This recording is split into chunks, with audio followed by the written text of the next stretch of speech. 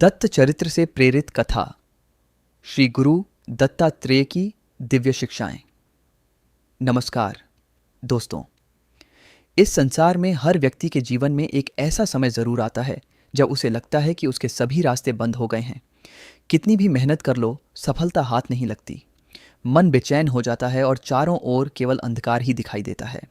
ऐसे समय में यदि जीवन में किसी सच्चे गुरु का साथ मिल जाए तो वह केवल रास्ता ही नहीं दिखाता, बल्कि हमारे भीतर छिपे हुए प्रकाश को भी जागृत कर देता है। भारत की महान आध्यात्मिक परंपरा में अनेक ऐसे गुरु हुए हैं जिन्होंने मानवता को सत्य और आत्मज्ञान का मार्ग दिखाया। उनमें भगवान श्री दत्तात्रेय का स्थान अत्यंत ऊंचा माना जाता है। वे केवल एक देवता नहीं, बल्कि आदि गुरु हैं, ज्ञान, वैराग्य, करुणा और आत्म साक्षात्कार के प्रतीक। आज हम उनके जीवन और उनसे जुड़ी अमूल्य शिक्षाओं से प्रेरित एक आध्यात्मिक यात्रा पर निकलते हैं। दिव्य अवतार की कथा प्राचीन समय में महर्षि अत्रि और उनकी धर्मपत्नी माता अनसुया अपनी तपस्या, पवित्रता और सेवा के लिए पूरे भारत में सम्मानित थे। माता अनसुया का जीवन त्याग, प्रेम और पतिव्रता धर्म का सर्वोच्च उदाहरण था। उनकी तपस्या इतनी महान मानी जाती थी कि देवता भी उनका सम्मान करते थे। ऐसी मान्यता है कि उनकी कठोर तपस्या और दिव्य कृपा के फलस्वरूप भगवान श्री दत्तात्रेय का अवतार हुआ। यह अवतार केवल एक परिवार के लिए नहीं, बल्कि संपूर्ण मानवता के लिए ज्ञान का प्रकाश लेकर आया। बचपन से ही दत्तात्रेय का मन धन, वैभव और सत्ता में कभी नहीं लगा। उन्हें आकर्षण था केवल सत्य का। उन्हें प्रेम था प्रकृति से, और उनके हृदय में हर जीव के लिए समान करुणा थी। पूरा संसार ही मेरा गुरु है, भगवान दत्तात्रेय की सबसे महान शिक्षाओं में से एक थी। ज्ञान कहीं से भी मिल सकता है। वे कहते थे कि गुरु की खोज केवल आश्रमों या मंदिरों में मत करो। यदि मन विनम्र हो तो पूरी प्रकृति ही हमारी गुरु बन जाती है। पृथ्वी ने उन्हें सहनशीलता सिखाई। लोग उसे रौंदते हैं, खोदते हैं, उसका उपयोग करते हैं, फिर भी वह सबको अन्न देती है। वायु ने उन्हें स्वतंत्रता सिखाई। वह सबको स्पर्श करती है, लेकिन किसी से बंधती नहीं। जल ने उन्हें पवित्रता सिखाई। वह किसी भी पात्र में जाए, अपना स्वभाव नहीं बदलता।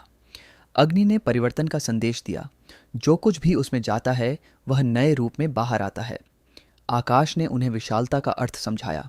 बादल आते हैं, चले जाते हैं, आंधियां उठती हैं, फिर सब शांत हो जाता है, लेकिन आकाश हमेशा वैसा ही रहता है।